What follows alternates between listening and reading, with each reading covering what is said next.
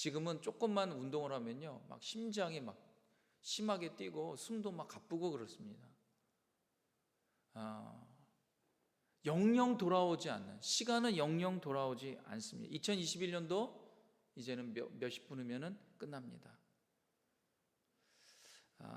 후회하지 않을 만큼 최선으로 살아야 한다. 그래서 하나님께서 우리의 그 시간을 한정되게 주신 것 같습니다.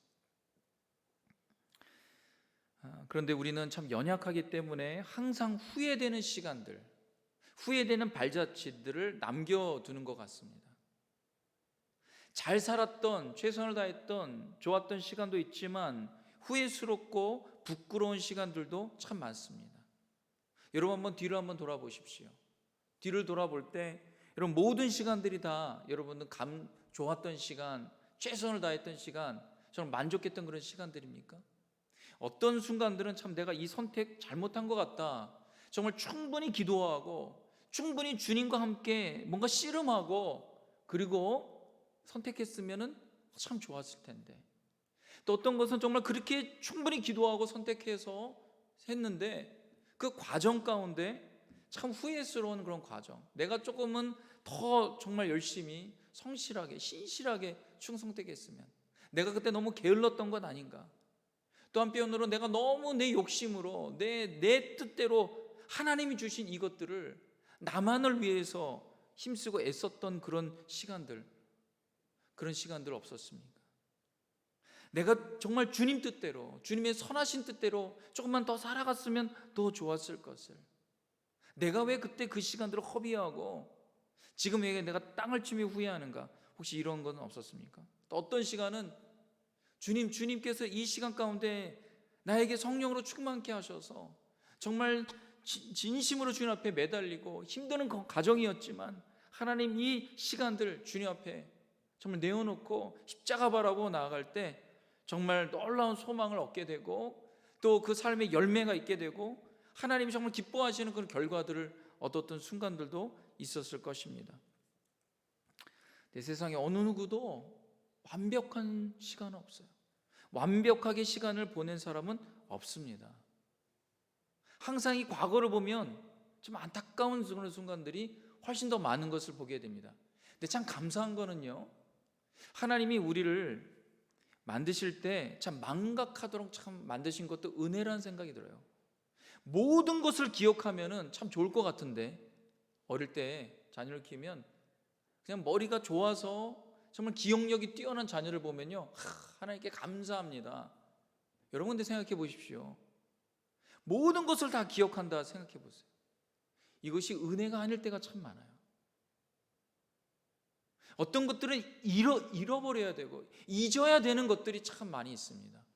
근데 잊어야 되는 것은 기억하고 기억해야 되는 것은 잊어버리는 것, 이것이 인간의 연약함인 것 같아요. 사랑하는 성도 여러분, 잊을 수 있고 망각하는 것도 하나님의 은혜임을 아시기 바랍니다. 이게 하나님의 은혜예요. 여러분, 예수님의 그 십자가의 보혈의 피는요, 하나님께서 우리의 모든 죄를요 잊어버리시겠다고 하는 거예요. 하나님은 예수 그리스도의 피가 덧입혀진 어떤 죄인을 볼 때요, 죄가 보이지 않고 예수 그리스도의 보혈의 보배로운 피만 본다라는 것, 이게 얼마나 은혜인지 모릅니다. 그럼에도 불구하고 우리가 참 연약한 것은 과거에 후회스럽고 부끄러운 것들, 정말 잊어야 될 것들을 너무 기억하여서 우리를 얽매이는 것들이 얼마나 많은지 모릅니다. 성경에 나오는 어떤 인물도 완벽하게 산 사람은 없습니다. 모두가 다 부끄러운 순간들을 보냈습니다. 아니면 다시는 경험하고 싶지 않은 암울한 시간, 고통스러운 시간을 보내기도 하였습니다. 구약의 인물 중에 그래도 꽤 완벽에 가까운 사람이 있습니다. 구약의 인물 중에 이 사람은 정말 완벽하다라고 생각되어진 인물, 요셉.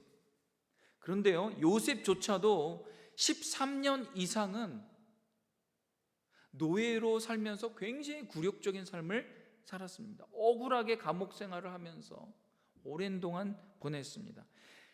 요셉이 다시 그때로 돌아가냐고 묻는다면 아마 요셉은 절대로 난 그때로 돌아가고 싶지 않다.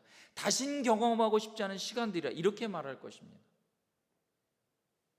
여러분, 완벽한 삶을 살았을 것 같았던 믿음의 조상 아브라함도요, 하나님을 신뢰하지 못하여서 애굽으로 내려가 살았던 적이 있습니다. 그 외에도 여러 가지 부족한 부분들이 참 많아요. 또 아내를 누이라고 속이기까지 한 적도 2번 이상이나 됩니다.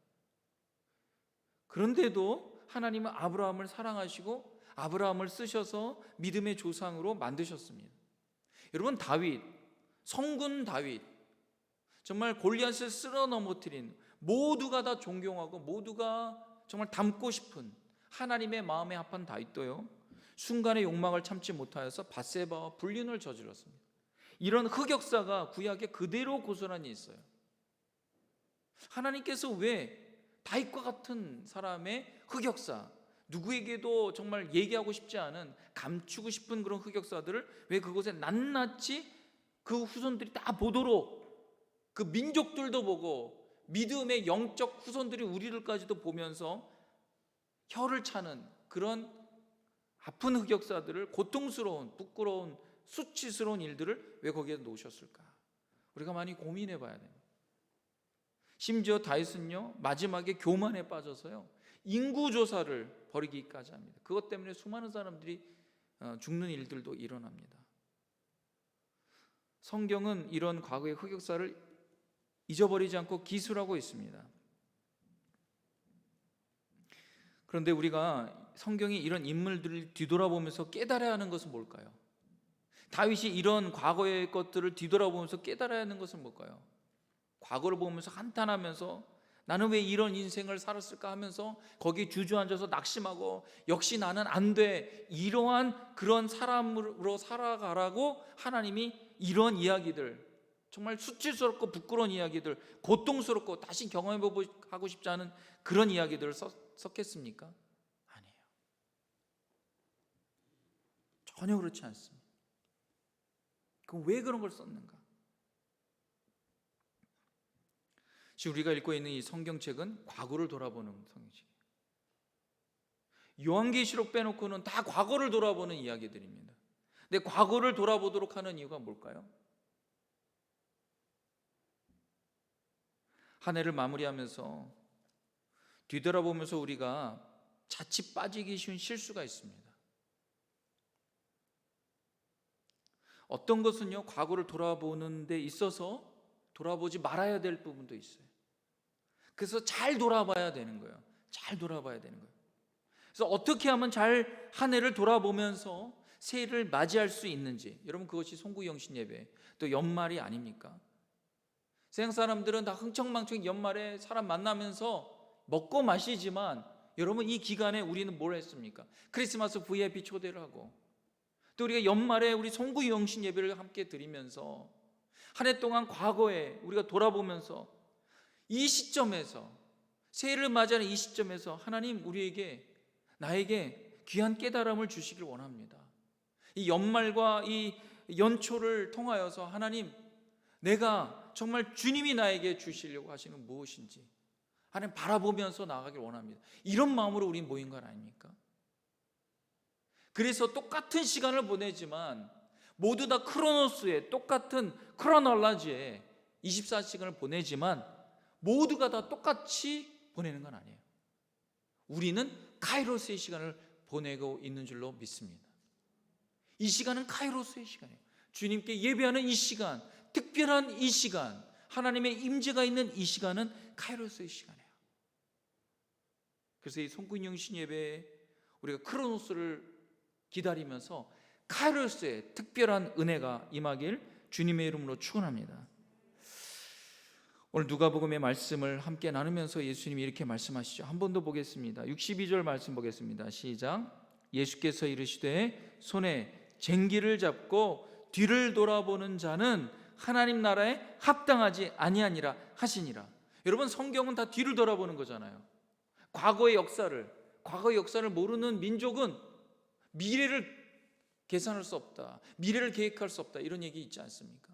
근데 예수님 뭐라고 말씀하시면 손에 쟁기를 잡고 뒤를 돌아보는 자는 하나님 나라에 합당하지 않다. 이렇게 극단적으로 뒤를 돌아보지 말라고까지 말씀하십니다. 왜 이렇게 말씀하시는지 그걸 알아야 돼요. 심지어 그런 자는 하나님 나라에 합당하지 않다. 그것까지 아주 강력하게 경고하십니다. 여긴 이유가 있습니다. 이 말씀을 하신 그 이야기는 이렇게 시작됩니다. 예수님을 따르겠다고 나온 사람들이 있어요. 그들이 예수님을 따르기 전에 따르겠다고 나왔어요. 주님, 내가 주님의 제자로 따르겠습니다. 그런데 주님 따르기 전에 잠시 내가 해야 될 일이 있습니다. 이 말씀하는 거예요. 그게 뭐냐? 주님, 내가 부모님의 장례를 치르고 주님 따르겠습니다. 먼저 부모님 장례 치르고 주님 따르겠습니다. 그렇게 말합니다. 어떤 사람들은 내가 주님은 따르겠는데 가족들과 좀 작별하고 주님 따르겠습니다. 이렇게 얘기합니다. 이렇게 주님께 양해를 구하는 그들의 사연이 여러분 이상하다고 생각합니까? 아니라고 생각되죠. 아니, 예수님 따르겠다고 하는 것도 참 아주 가상한데, 부모님 장례가 나왔는데 바로 코앞인데 장례 좀 치르고 주님 그 다음 따르겠다고 하는데, 예수님이 아니 손에 쟁기를 잡고 뒤돌아보는 자 하나님 나라에 합당하지 않아. 이 말이 뭡니까? 너희들 날 지금 당장 안 따른다면 하나님 나라에 합당한 자들이 아니야. 이런 말 하는 거 아닙니까? 너무 극단적으로 주님 말씀하신 것 같아요. 여러분 어떻게 생각하십니까? 또 주님, 내가 주님 따르겠는데 가족들과 작별 인사하고 주님 따르겠습니다. 이렇게 말하는 거예요. 그 주님 앞으로 몇 년 동안 따를 텐데 좀 가족 좀 작별하고 좀 오면 안 됩니까? 이렇게 우리가 항변할 수 있지 않습니까? 그 말이 우리가 읽은 금방 함께 교독한 말씀입니다. 59절부터 61절인데요. 제가 읽을게요. 또 다른 사람에게 나를 따르라 하시니 그가 이르되 나로 먼저 가서 내 아버지를 장사하게 허락하옵소서. 부모님 장사하게 허락하옵소서. 60절 보면요. 이르시되 죽은 자들로 자기 죽은 자들을 장사하게 하고 너는 가서 하나님 나라를 전파하라. 이렇게 말씀하세요. 너는 가서 하나님 나라 전파해라. 그렇게 예수님 말씀하세요. 61절에 또 다른 사람이 이르되 주여 내가 주를 따르겠다마는 나로 먼저 내 가족을 작별하게 하옵소서. 허락하옵소서. 허락해달라고 말해요. 그때 주님이 이렇게 말씀하세요. 62절 오늘 읽은 말씀이에요. 제목에 연결된 말씀인데 다시 한번 읽겠습니다. 시작. 예수께서 이르시되 손에 쟁기를 잡고 뒤를 돌아보는 자는 하나님 나라에 합당하지 않다. 아니라 손에 쟁기를 잡고, 이 비유의 말씀입니다. 주님 따르겠다고 결심한 후에 다시 뒤를 돌아보는 태도, 나는 원하지 않는다는 거예요. 예수님은 아주 강력하게 말씀하십니다. 어떤 면에서 예수님 극단적으로 말씀하세요. 단 일말의 틈도 주지 않으시려고 해요. 왜 그런가 보면요, 우리가 자칫 잘못하면 우리 마음이요 세상에 조금만 열어놔도요 그 세상에 그 북풍이 엄청 거세갖고요 황소바람이 살짝 벌어진 이 마음의 틈을 뚫고 들어온다고요. 여러분 그런 경험 안 하십니까? 저는 수도 없이 합니다. 수도 없이 해요.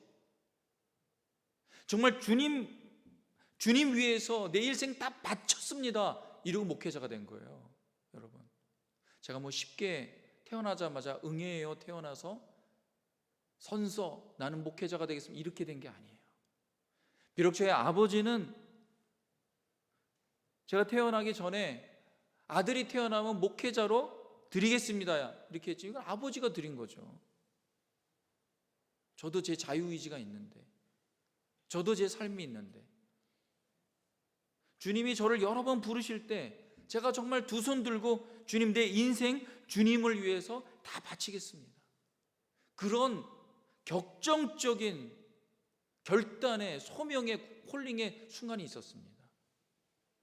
정말 밤새도록 눈물 콧물 흘리면서 운 적이 있습니다. 여러분 그렇게 해서 주님 앞에 갔는데도요 조금만 세상이 살짝만 틈을 이렇게 벌어놔도요 이 마음에요 세상의 그 거센 폭풍이 막 몰아칩니다. 예수님 때는 우리에게요 극단적으로 말씀하시는 이유가 그거예요. 인간이 너무 연약하기 때문에. 우리가 너무 연약해요. 조금만 뒤를 살짝만 각도만 1도만 틀어도요, 우리 몸이 전체가 돌아가는 그 정도로 거센 바람, 그 정도로 거센 급류가 세상 가운데 있는 것을 주님은 너무나 잘 아십니다. 우린 너무나 아둔하고 둔하여서요, 잘 모를 때가 많습니다. 우리가 과거를 돌아보면서 회개하거나 반성하기 위해서 과거의 불신앙과 불순종을 돌아보며 주님, 내가 회개합니다. 주님, 내가 잘못했습니다. 다시 돌이킵니다. 이렇게 이것을 위해서 주신 것이 말씀이에요. 그렇게 과거를 돌아보는 건 참 잘하는 거예요. 하지만 과거의 세상적인 삶을 돌아보면서 그곳을 향해서 아쉬움을 삼키는 태도, 내 과거에 내가 예수님 믿기 전에 내가 그래도 이렇게 좀 잘 나갔는데, 이렇게 잘 살았는데, 이러한 태도 하나님 나라에 합당하지 않다는 거예요. 과거 잘 돌아봐야 돼요.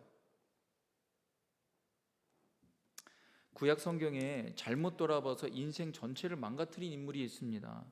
이름조차 기록되지 않는 불명예 스러운 사람이에요. 그는 롯의 아내입니다. 이름이 없어요. 그냥 롯의 아내예요.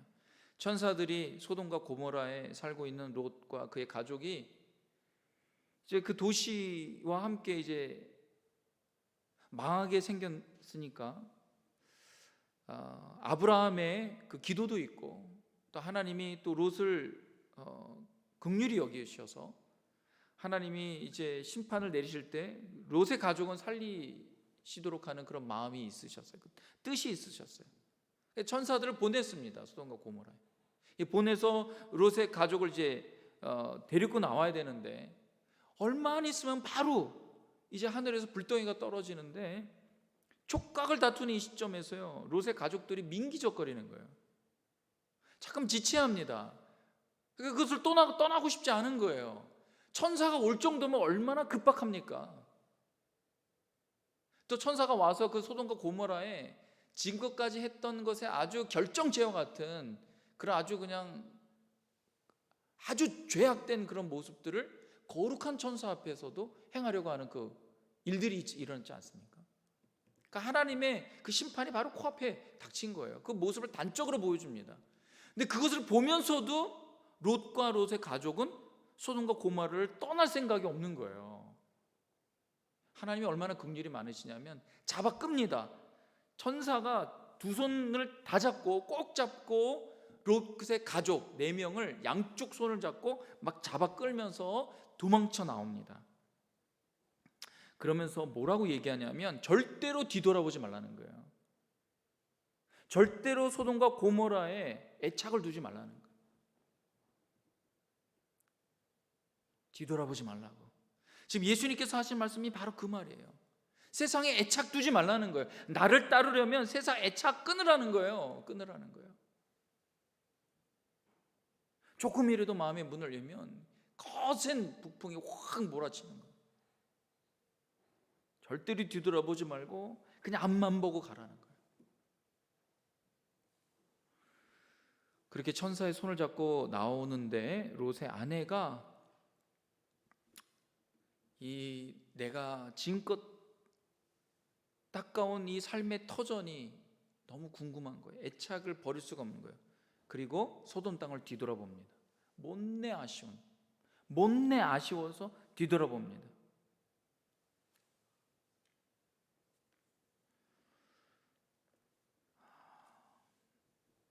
그리고 뒤돌아보는 그 순간 소금 기둥으로 온몸이 다 굳어버립니다.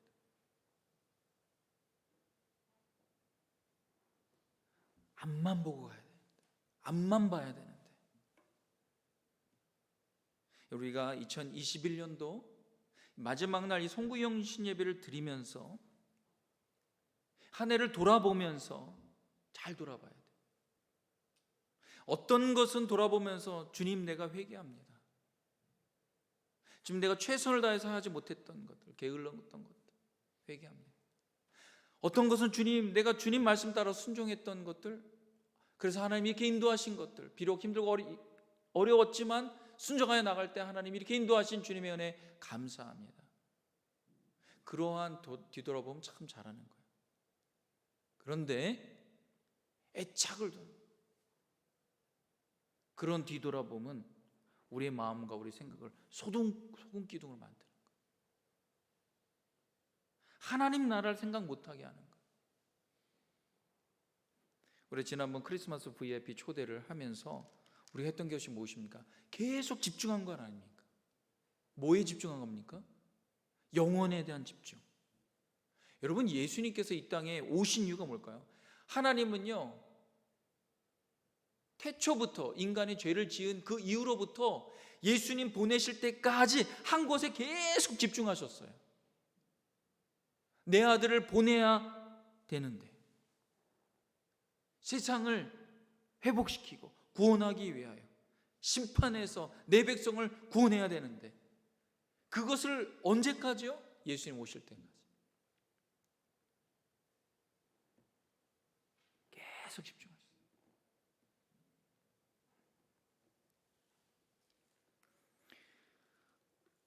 우리가 불신앙으로 돌아보면 소금 기둥이 되는 거예요.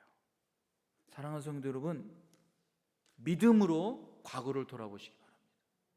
불신앙으로 돌아보지 마시기 바랍니다.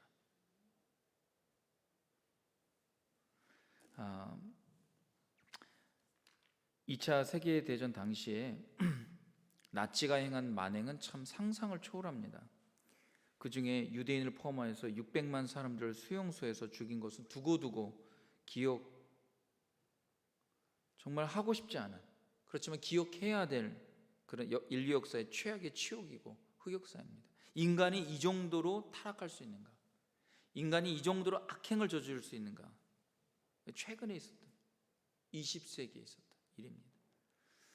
1944년에 이제 45년에 2차 세계대전이 끝나죠. 44년에 헝가리에서 발레리나를 꿈꾸던 16살 소녀가 이제 아우슈비츠 수용소에 끌려갑니다.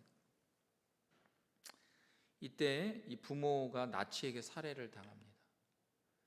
부모가 나치에게 죽는 것을 이 소녀가 바로 앞에서 지켜봅니다. 몇 시간 후에 이 부모를 죽인 나치 장교 앞에서 이 아이가 발레리나를 꿈꿨잖아요. 춤을 춥니다. 그래서 기적적으로 이 여자는, 이 소녀는 살아납니다. 이 소녀의 이름이 누구냐면 에디트 에바 에거라는 사람. 에디트 에바 에거라는 헝가리 사람입니다. 이제 45년 이제 8월 달에 2차 세전이 끝나면서 이 소녀가 구출되었는데 아우슈비츠에서 나왔는데 그때 몸무게가 고작 31kg 정도밖에 안 됐어요. 그가 이제 구출된 후에 당시에 겪었던 끔찍한 경험 때문에 외상 후 극심한 스트레스로 엄청난 장애, 심리적 장애를 겪게 됩니다. 그 이후에 미국에 건너와서 50세 심리학 박사가 됩니다. 그리고 미국의 유명한 대학의 교수가, 심리학 교수로 93세까지 나이가 들어서까지 이제 가르치는데, 그가 쓴 유명한 책이 있습니다. 이게 뭐냐? 마음의 감옥에서 탈출했습니다. 마음의 감옥에서 탈출했습니다. 지금 1분 남았습니까? 제 아내가 사인을 했어요. 1분 남았네. 저에게 말해주세요. 이분이 정말 힘들었던 것은, 물론 나치 감옥이 굉장히 힘들었고 그 나치의 그 수용소, 그 감옥에서의 끔찍한 경험을 평생에 이제 이 경험이 굉장히 아팠지만, 그때 했던 그 경험이 자기를 평생에 괴롭혔다는 거예요. 그래서 정작 나치의 감옥보다 자신을 더 괴롭힌 것은 마음의 감옥이었다고 합니다. 지금 몇시죠? 말씀해 주세요, 여러분들이. 제가 정확히 모르니까 12시예요? 네, 해피 뉴 이어. 해피 뉴 이어. 네, 해피 뉴 이어. 네, 하나님께서 우리에게 새 날을 주셨어요. 얼마나 감사한지 모릅니다.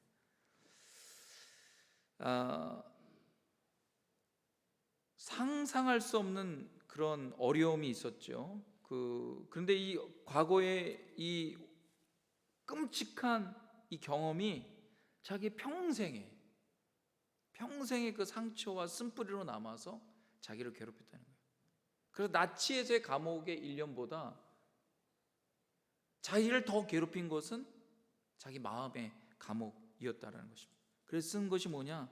마음의 감옥에서 탈출했습니다. 사람이 이 엄청난 과정을 겪으면서 비로소 탈출한 것을 쓴 책이 이 마음의 감옥에서 탈출했습니다.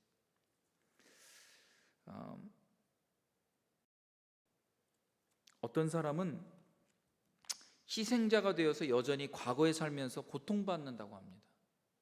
자기 희생자라는 거예요. 사회의 희생자고, 나라의 희생자고, 관계의 희생자고, 환경의 희생자다, 이렇게 생각을 한다는 거예요.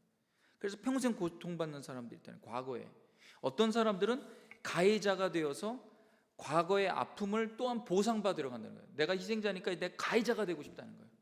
내가 가해자가 되면 과거의 내 아픔을 내가 보상받을 수 있을 거다, 이렇게 생각하면서 여전히 마음의 감옥에서 빠져나오지 못한다라는 것입니다. 그런데 어떤 사람은 해방자가 되어 있는 사람입니다.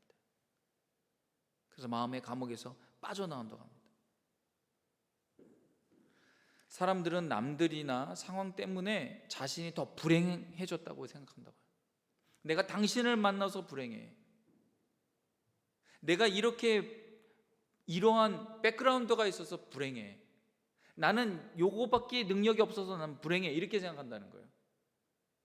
사람들은 남들이나 상황 때문에 자신이 더 불행하다고 얘기하는데, 그런데 자신을 더 불행하게 만드는 것은 뭐냐면 과거에 자신을 가둔 정작 본인이라는 거예요. 자기 자신이 자신을 더 불행하게 만든다는 거예요. 사랑하는 성도 여러분, 한 해 동안 아니면 과거에 여러분을 사로잡고 있었던 마음의 감옥에서 탈출하는 새해가 되길 주님의 이름으로 축원합니다. 그래야 새로운 날들을 소망하고 기대할 수 있는 거예요. 예수님 말씀하신 게 그거예요. 우리가 이제 예수님의 사람 됐잖아요. 새 사람을 입었잖아요. 근데 여전히 과거에 애착을 갖고, 세상에 애착 갖고 아쉬워하고, 이것은 합당한 것이 아니에요. 이것 때문에 나를 더 불행하게 만드는 거예요. 여러분, 예수님 믿어서 불행한 게 아니에요. 여러분, 예수님 믿어서 불행하면 잘못 믿은 거예요. 예수님 믿으면 어떻게 되죠? 행복한 거예요. 예수님 믿은 것만큼 세상에 가장 행복하고 내가 가장 복음이 뭐가 있습니까?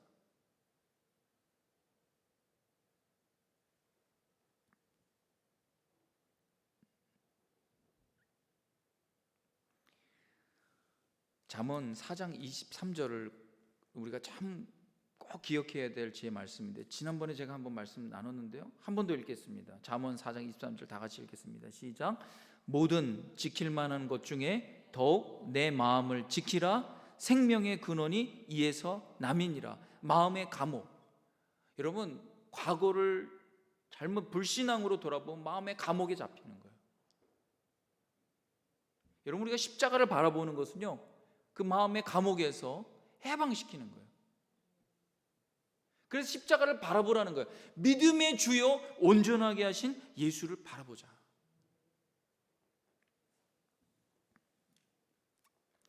예수님은 우리가 과거의 아픔이나 심지어 영광조차도 우리 마음의 중심에 그것들이 머물러 있길 원하지 않습니다. 우리의 마음의 중심에는 뭐가 있어야 돼요? 예수 그리스도가 있어야 돼요.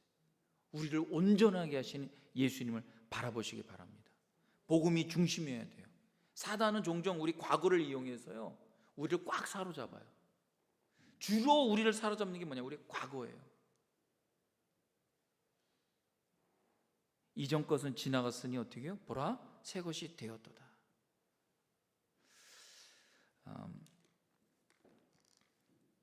이번 팬데믹 가운데서 매우 안타까운 소식 중에 하나가 교회들이 문을 닫고 목회자들이 사역과 소명을 잃어가고 성도들이 영적인 침체를 겪는다는 소식입니다. 그래서 복음의 진전이 주춤되고 있는 상황이에요. 여러분, 우리는요 실은 영적 전쟁 가운데 있습니다. 영적 전쟁 가운데 있어요.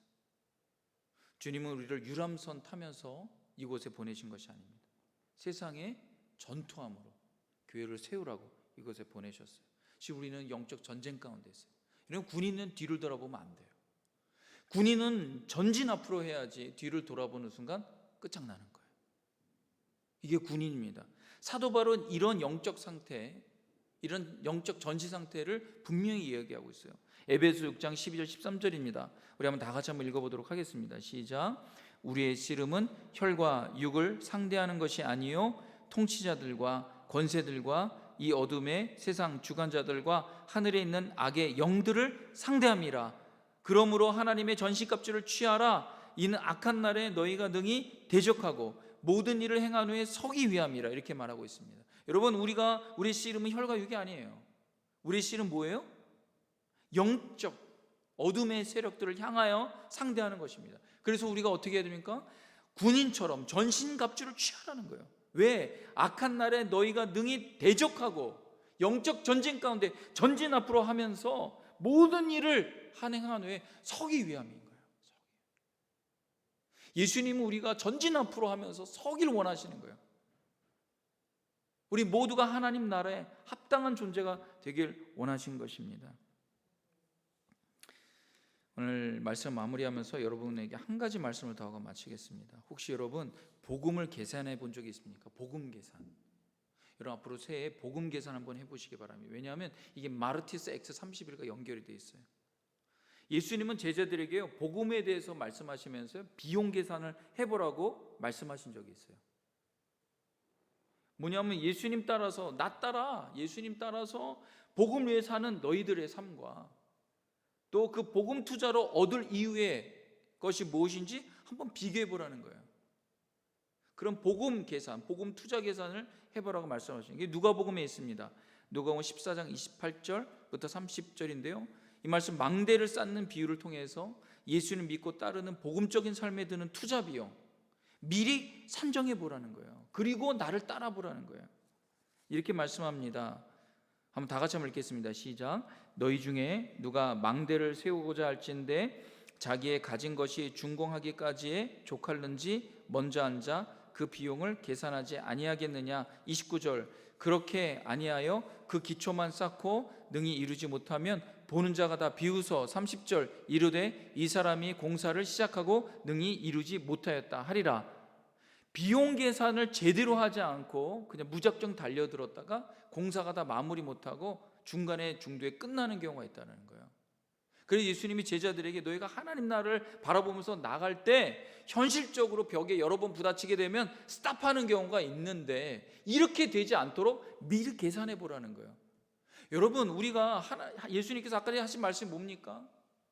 하나님 나라를 위해서 나를 따르다가 뒤를 돌아보는 것, 잠시 멈추는 것은 하나님 나라에 합당하지 않다. 공사를 시작하다가 능히 이루지 못한다. 그렇게 해선 여러분, 우리가 예수님 믿는 것은 어디까지 가려고 하는 겁니까? 끝까지 가려고 하는 거예요. 그렇지 않습니까? 중도에 포기하려고 하는 게 아니잖아요. 여러분, 그래서 믿음의 피리어드 찍는 게 얼마나 중요한지 모릅니다. 했다가 안 했다가 했다가 안 했다가 이랬다 저랬다 하는 게 아니라 끝까지 앞을 향하여 가는 거예요. 사랑하는 성도 여러분, 주님을 따르는 믿음의 삶에는 대가를 지불해야 한다는 사실 아시기 바랍니다. 근데 그 대가는 앞으로 우리가 하나님 나라의 결승선에 골인할 때 얻을 보상과는 비교도 할 수 없을 정도로 약한 거예요. 하나님께서 우리에게 주실 하나님 나라의 결승선에서 받을 그 영광은 지금 우리가 겪는 고난과 비교도 할 수 없을 정도의 찬란한 영광인 줄 믿으시고 소망 가운데 끝까지 지금 시작했던 공사, 하나님 나라의 공사를 반드시 마무리하실 수 있는 여러분들 주님의 이름을 축원합니다. 그러기 위해서는 뒤를 돌아보는 게 아니에요. 앞을 향하여 나아가시기 바랍니다. 포기하지 않는 거예요. 포기하지 않는 거예요. 믿음은 포기하지 않는 거예요. 포기하지 않고 끝까지 가면, 예수님의 증인으로서 나아가면 priceless, 값으로 산정할 수 없는 엄청난 하나님의 영광이 여러분을 기다리고 있는 줄 확신하며 소망 가운데 새해를 여시는 여러분 되시길 주님의 이름으로 축원합니다. 그럼 기도하겠습니다.